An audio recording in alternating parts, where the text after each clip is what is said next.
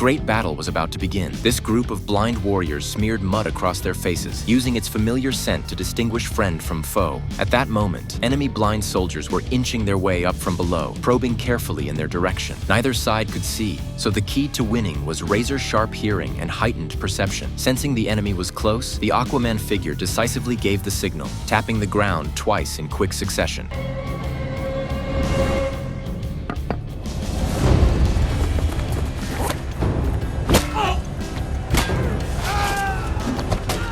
His army held the high ground, giving them a slight edge. The enemy's front line was struck by iron chains and fell one after another, but the metallic sounds exposed their positions. Quickly, the enemy realized they were in a depression and began swinging their hooks and chains upward to launch a counterattack.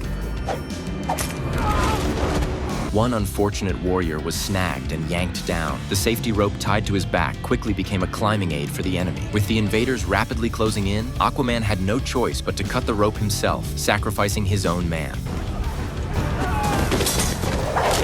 But even with his decisive leadership and fierce fighting skills, none of it mattered against overwhelming force. Soon, the enemy brought out ladders for a second wave. The difference in numbers and equipment became painfully obvious.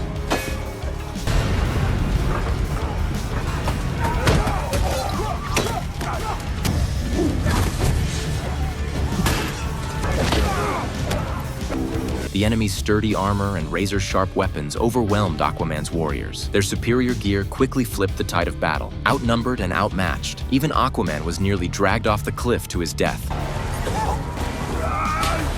In a desperate moment, Aquaman made a gut-wrenching decision. He had to abandon their last defensive line. Shouting at his men to fall back, he raised his blade and slashed the release lever. A massive stone wall crumbled. Hundreds of tons of boulders tumbled down the mountain. The enemy troops were crushed beneath the avalanche, the once chaotic battlefield falling into eerie silence. But even that brief calm didn't bring Aquaman peace of mind. He turned to his nearby seer for help, because now he needed to know exactly how many more enemies were still out there.